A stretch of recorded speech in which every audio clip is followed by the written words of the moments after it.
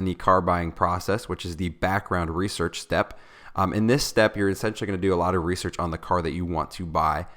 So that way, when you get into the dealership, you know what you're looking for, you know what you want to drive. So that way you don't have to waste your time or the salesperson's time, and then everybody's just happy. So the first step is you want to decide essentially what kind of class of vehicle that you're looking for. In this case, we're going to pick the small SUV class, and we're going to be researching a vehicle out of many vehicles in that class. So since I sell Hyundais, we're going to pick the 2021 Hyundai Tucson. So you'll start by just coming on the internet and searching the vehicle itself. When you pull this up, you're going to see the manufacturer's website, and you'll probably see dealership websites on here as well. When you do search that, the first great site to use is the manufacturer's website. The manufacturer's website basically will show you lots of pictures and different things about the vehicle that you're looking at. Sorry, I restarted the whole thing. Pick the Tucson here. It'll show you prices, specifications, pictures. You'll be able to build and price the car, look at different options. But this is a big testimonial for the car because it's from the manufacturer themselves. So obviously they're going to tell you it's the best thing that's out there.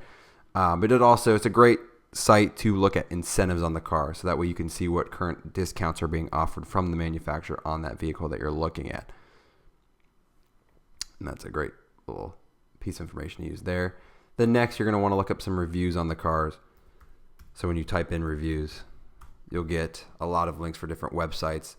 The websites that I like to use when I look at cars are Edmunds. They do great, honest reviews on vehicles, show you specifications, how things work. Another great review site is Car and Driver. Car and Driver gives the vehicles a Car and Driver rating and then also stacks it up against other vehicles in the class. Car and Driver drives a lot of vehicles and they get a lot of press cars to drive. So this is a great site to use. Another one that I like to use is also Motor Trend. They're very reputable. They know a lot about the cars. They have a lot of great review information here. They show you pros and cons on the vehicle in question. And then you can also look at key competitors for the car as well. When you move on to the pricing stage, you'll use Kelley Blue Book and TrueCar to price out the vehicle that you have in question. Now, I can't stay on the Kelley Blue Book website for too long because for some reason the website likes to crash my entire computer. But anyway, when you get on the website, it's very simple to walk through all the steps on Kelley Blue Book. Just make sure when you're going through to price out the new car, to see a price quote on the car, that you select the right trim level, select that it's a new car, select that you're buying from a Hyundai dealership, things like that, and it'll show you a price on what people are typically paying for that car. Now, a big thing to keep in mind about Kelley Blue Book, Kelley Blue Book is a website that essentially just shows you pricing based off what they think you should be paying for the car. They get paid per view on their website, so sometimes their numbers are a little bit lower than what people are actually paying because they want you to keep coming back to that website to show your salesperson or dealership what people are alike you are paying for that vehicle. So sometimes their quotes can be a little bit lower. Kelley Blue Book doesn't actually sell cars, so they essentially just kind of guesstimate what people are paying for the cars. But they're typically very close to being very accurate. TrueCar is another great site that you can use.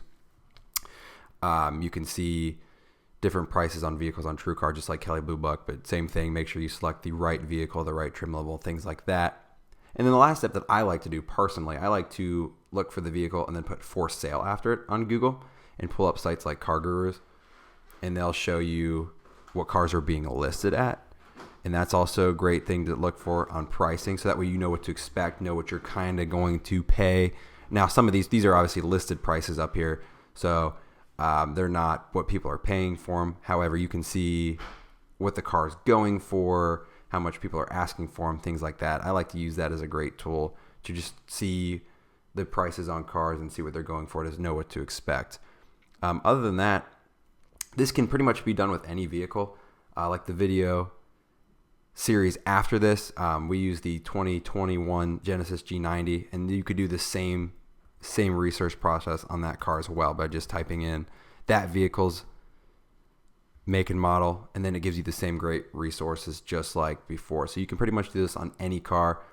So you always want to go through, depending on what class you're in, like with the Tucson, that's the small SUV class, and look up also competitors. So you want to look up the Toyota RAV4, the Honda CRV, etc. Cars like that. Compare everything, boil it down to maybe 3 or 4 choices you like, then start visiting dealerships and going from there to see which ones you like best.